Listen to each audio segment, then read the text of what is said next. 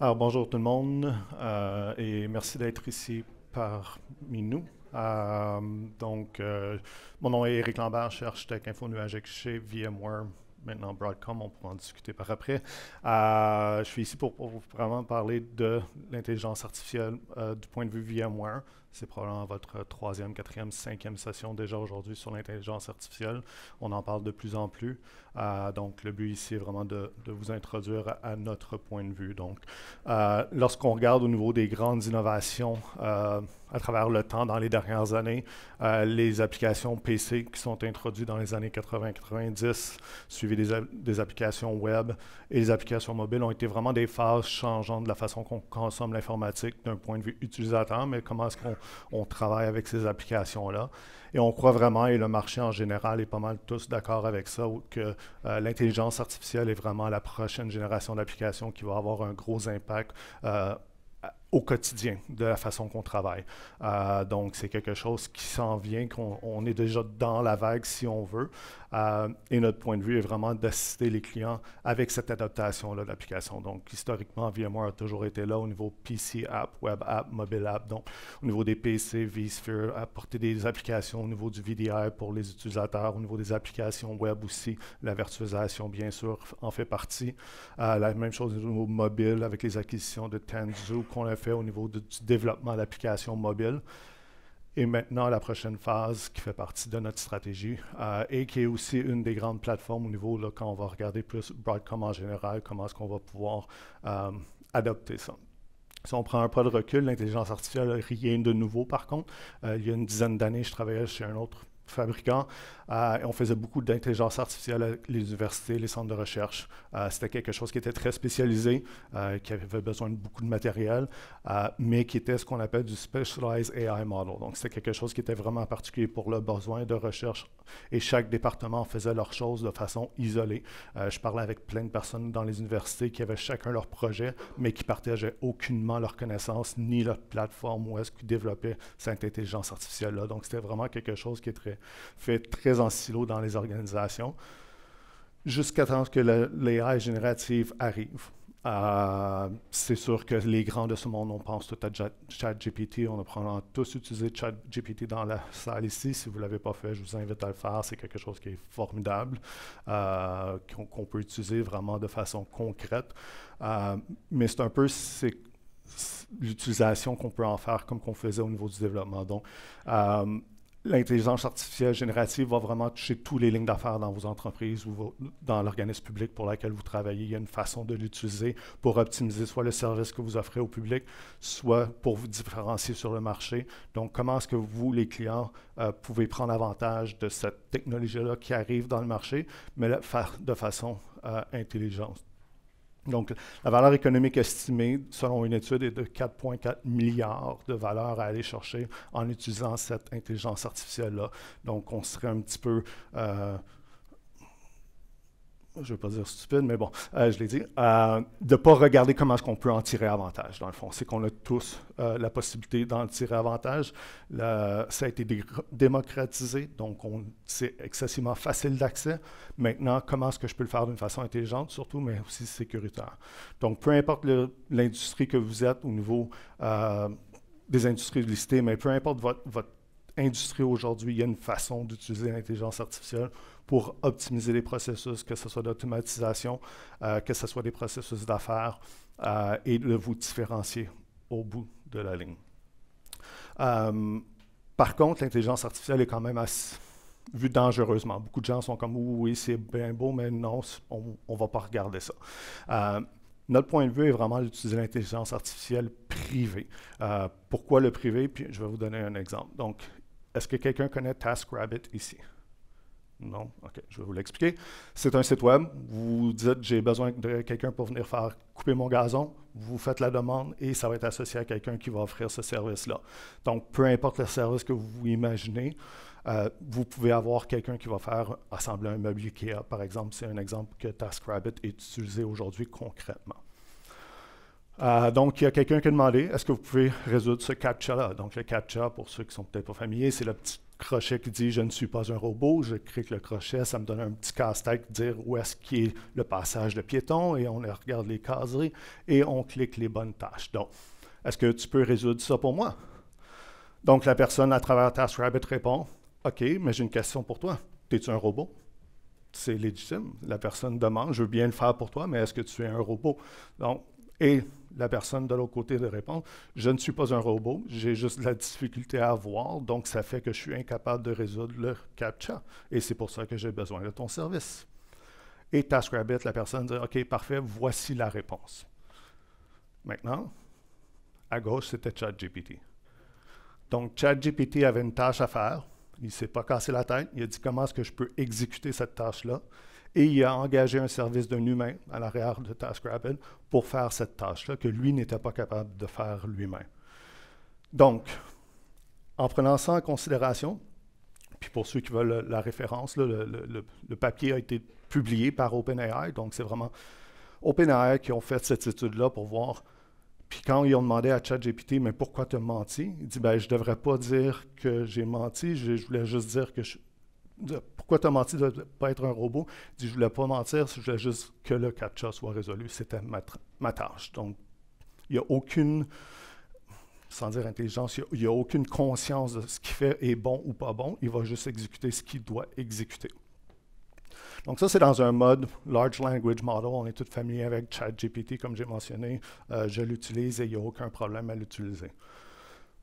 Par contre, le challenge devient au niveau de l'entreprise. Quand j'adopte ça, donc je suis un individu, j'ai des questions, je veux écrire un texte, j'ai besoin de bien le formuler en anglais, je veux m'assurer que c'est bien professionnel, je veux utiliser des services comme ça, je n'ai pas de problème avec ça.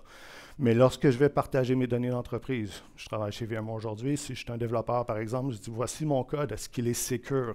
Est-ce qu'il y a des failles de sécurité dans mon code? Peux-tu me le dire? Mais ce code-là, est-ce que je veux vraiment l'envoyer dans un modèle public? Parce que ce modèle public-là va apprendre de mon code. Lorsque la prochaine personne va dire, ben moi je veux faire ça, puis il a vu que mon code le faisait, est-ce qu'il va donner mon code à la personne qui va l'utiliser par la suite? Donc il y a vraiment un questionnement à se faire au niveau du privacy des données. Je dois, en tant qu'entreprise, les données sont ma valeur. Donc tous les clients aujourd'hui, qu'est-ce qu'ils font? C'est qu'ils protègent leurs données, leur plus grand asset. On veut éviter de se faire un ransomware, on veut éviter que nos données leak, mais en utilisant des plateformes publiques qui, oui, résout beaucoup de problèmes à court terme, mais à long terme n'est pas une solution viable. Donc, je veux garder le contrôle de mon code. Si je développe du code source, je ne veux pas que mes compétiteurs aient accès à ce code source-là. Si je suis une compagnie d'assurance et je veux faire un modèle au niveau des risques de mes clients, mais je ne veux pas que mon compétiteur puisse avoir ces informations-là aussi. Donc, si on est tous d'accord, puis pour continuer, il faut l'être, qu'on a besoin d'un modèle privé de AI, c'est là que VMware veut se positionner. Donc, ce qu'on a besoin, c'est d'entraîner le Large Language Model que je vais choisir comme entreprise, et il y en a plusieurs sur le marché, vous allez voir, sur mes données personnelles, mes données privées, pardon. Donc, mon entreprise a connecté toutes ces données sur mes utilisateurs ou mes clients ou peu importe. Je veux entraîner ça pour pouvoir, à ce moment-ci, que les décisions qui vont être prises, je peux les auditer aussi. Donc, des choses comme ChatGPT qui arrivent puis qui règlent quelque chose en faisant quelque chose qui n'est peut-être pas éthique, mais on veut éviter ça si on est une entreprise privée parce qu'on a des comptes à rente à ce moment-là. Et surtout, je veux contrôler le coût. Le coût, on le sait, dans l'info nuagique, ça peut aller très rapidement. C'est super bon pour essayer des choses, tester, mais lorsque je veux déployer quelque chose et l'utiliser vraiment de façon consistante, je veux pouvoir contrôler les coûts. Si je reviens à l'exemple de mes universités dans le temps, ils utilisaient la plateforme qu'ils venaient d'acheter pour peut-être 10% du temps, 90% du temps, ça ne faisait rien. Donc, c'est énormément de coûts qui ont investi dans une plateforme, mais qui ne partageaient pas avec personne. Donc, si je veux bâtir ça aujourd'hui, qu'est-ce que j'ai besoin? J'ai besoin du matériel, c'est sûr, des serveurs, plus précisément aussi des GPU. Je dois implémenter le modèle de AI que j'ai besoin, donc le framework autour duquel je vais travailler pour mon besoin à moi. Je dois maintenant prendre les clés de cet environnement-là, dire voici équipe de marketing, si on prend l'équipe de marketing comme exemple, faites-en bon usage. Mais je n'ai aucune visibilité là-dessus une fois que j'ai livré. C'est comme dire voici une Ferrari, faites-en ce que vous voulez, et elle va peut-être rouler, peut-être pas. Il va peut-être l'utiliser à 10%, et le reste du temps, ça ne va rien faire non plus. Donc, comme décision d'affaires, je veux vraiment m'assurer que lorsque je vais mettre une plateforme en place, elle est utilisée de façon optimum, un peu comme vous faites au niveau de votre infrastructure en général. Donc, soit que je le fais manuellement, ou, et c'est là qu'on rentre en compte, c'est VMware Private AI. Donc, ça a été annoncé en 2023, au mois d'août, donc VMware Explore pour ceux qui ont suivi aux États-Unis. C'est notre façon d'introduire le Private AI pour le client, donc de le démocratiser, de le rendre plus simple d'accès pour vous les clients, surtout quand on parle d'un background infrastructure, infonuagique, je n'ai pas nécessairement les connaissances au niveau du AI, quel large language model utiliser, quel framework, donc on veut vraiment simplifier ça. Mais par contre, vous donnez la flexibilité que vous avez besoin pour aller justement prendre les bons outils que vous avez. C'est un petit peu comme le DevOps. Lorsque les clients sont partis et ont commencé à faire du containerized, du Docker sur leur workstation, les développeurs, ça fonctionnait tout. Lorsque c'est arrivé dans le cours DTI, dire « OK, j'ai besoin d'opérationnaliser ça, de le mettre en production », ou « On fait ça comment? Je ne peux pas faire ça de ton workstation, je dois mettre un encadrement autour de ça. » Et c'est ce qu'on veut faire pour vous en simplifiant cette adoption-là. Donc, la première chose qu'on a introduit, c'est avec notre partenaire NVIDIA. NVIDIA et VMware retournent il y a très longtemps. Si vous regardez la vidéo du président du CEO d'NVIDIA à VMware Explore, il en a parlé un peu plus en détail. Mais c'est principalement prendre des GPU, les virtualiser comme on est capable de faire avec la technologie VMware. Mais non seulement prendre ça, mais vous donner toutes les intégrations au niveau des différentes couches du framework de Large Language Model qui sont disponibles pour vous. Donc en haut, si on regarde, on a du Falcon LLM, du LLMA 2, etc.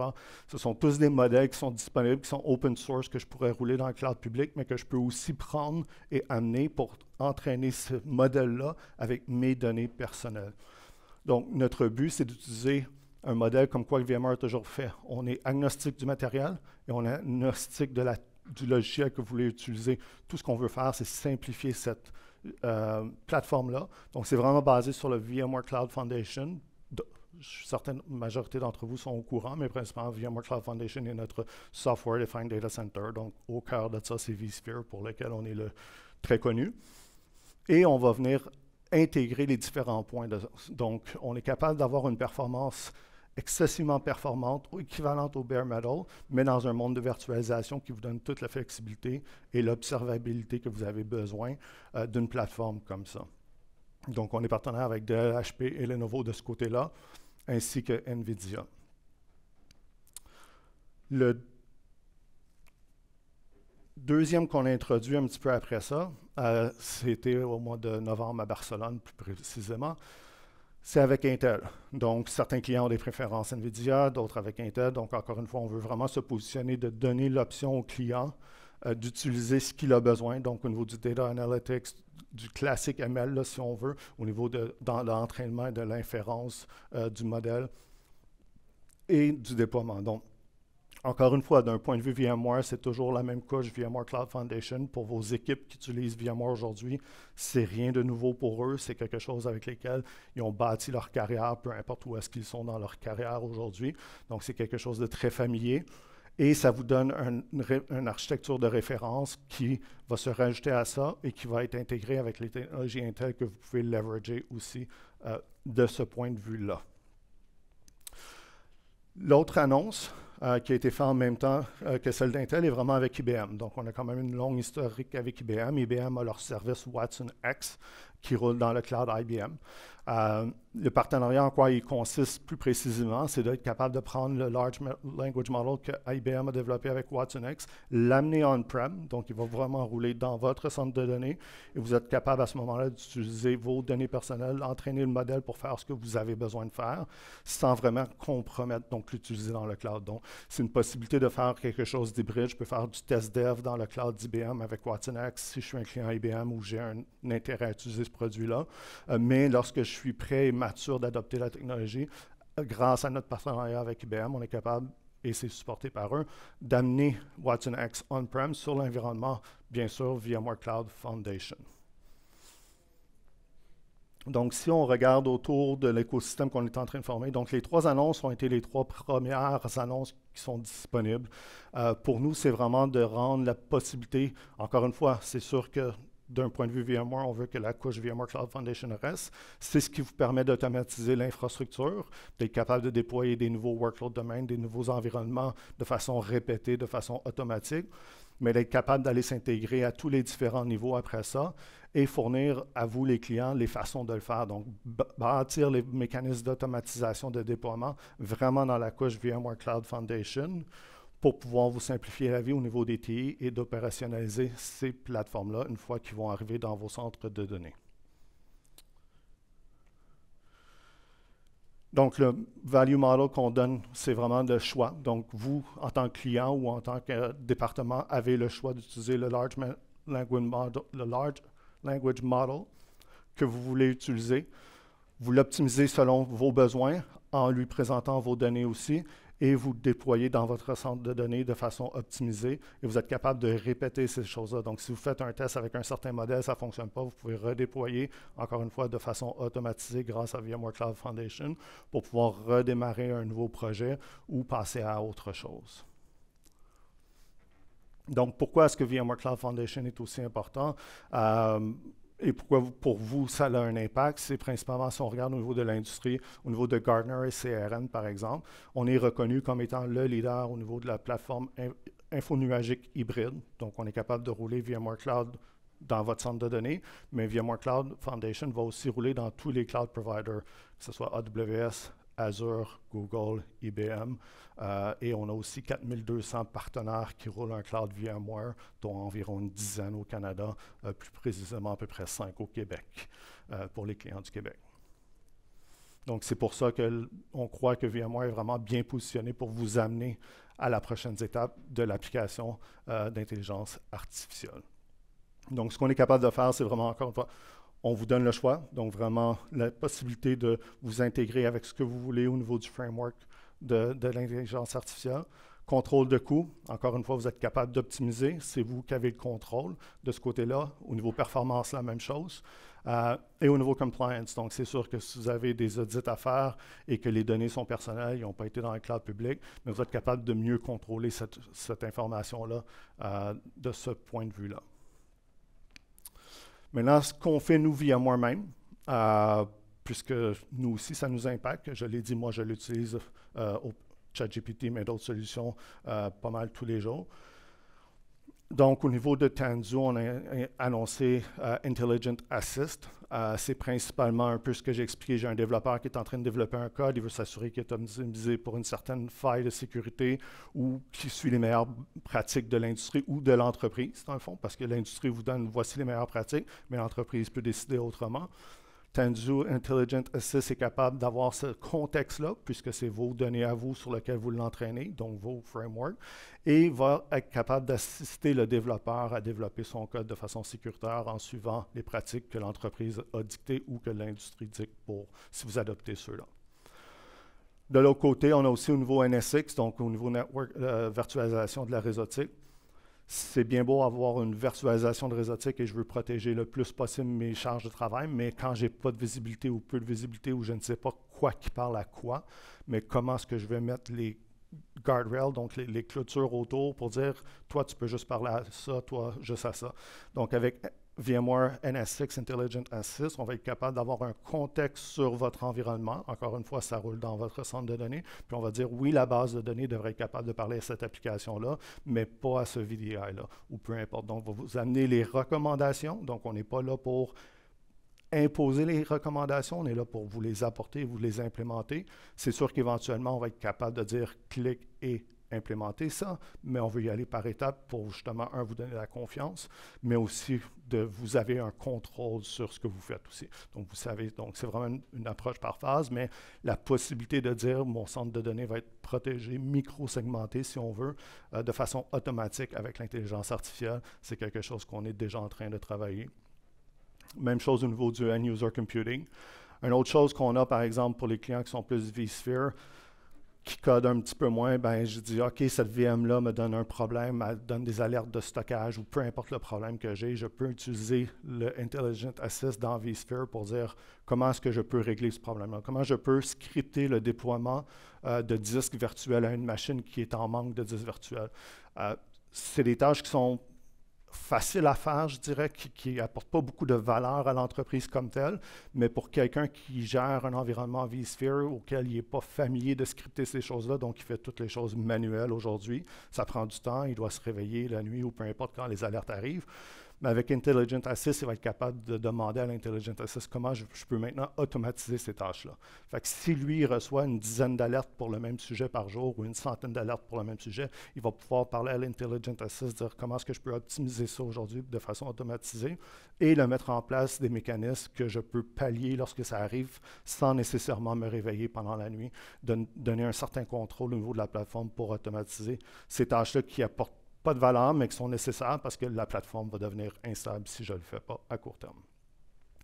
Donc, c'est vraiment la façon comment nous, on l'utilise. On l'utilise aussi beaucoup pour ceux qui connaissent Skyline chez VMware. C'est un peu notre application de support. Donc, ça fait le pont entre votre environnement et notre cloud au niveau du support. Et on prend les données qui sont fournies dans votre environnement, sont anonymisées, puis tout le risque est enlevé, mais on est capable de voir, par exemple, puis c'est seulement des exemples, je vais donner des noms, mais c'est pas grave. Donc, HP avec ce contrôleur-là a un problème, on l'a vu chez le client X, Y et Z, puis là, on voit qu'il y a d'autres clients qui commencent à l'avoir. On est capable de pousser à l'avance des notifications aux clients, dire on sait que tu as ce provider-là de matériel ainsi que ce contrôleur-là. On a vu des problèmes. Si vous allez passer à cette version-là, ben on est capable à l'avance proactivement de vous aviser, de dire faites attention, appliquez ce patch-là ou mettez pas à jour avant d'avoir fait telle action pour éviter des problèmes, justement. Donc, Skyline est quelque chose qui est disponible pour tous nos clients qui ont du support production chez nous. Donc, c'est quelque chose qui est disponible aujourd'hui. Mais les fonctionnalités sont de plus en plus poussées. On fait beaucoup d'investissements là-dessus parce que ce qu'on veut, c'est justement d'être de plus en plus proactif. J'ai travaillé dans le support toute ma vie auparavant, pendant longtemps. C'est un mode réactif. Tu reçois un appel, tu reçois une alerte, tu prends une action. Là, si on est capable de proactivement savoir ce qui se passe parce qu'on l'a vu ailleurs, il y a d'autres clients qui l'ont expérimenté, mais on est capable d'être un peu plus proactif avec les clients et avoir une meilleure expérience totale aussi. Donc, je vais le laisser ici, mais ce que je vous invite, si vous voulez un peu plus d'informations, il y a les 3 QR codes ici, donc au niveau des différentes références d'architecture, notre AI Lab, justement, ce que j'ai parlé, comment est-ce que nous, on l'utilise à l'interne chez VMware, puis le TechZone pour le AI/ML. Donc, le TechZone, c'est vraiment notre documentation technique où ce que vous allez avoir toutes les architectures de référence, entre autres, mais aussi toute la documentation technique autour de VMware Cloud Foundation et les autres solutions que nous offrons. Sur ce, je crois que c'était là derrière, ouais. Donc, je vais le laisser là. S'il y a des questions, il y a un micro. Si vous parlez assez fort, je crois que c'est correct aussi, mais je n'ai pas de problème. Sinon, je vous remercie de votre temps et bonne continuité au cours de la journée. Merci.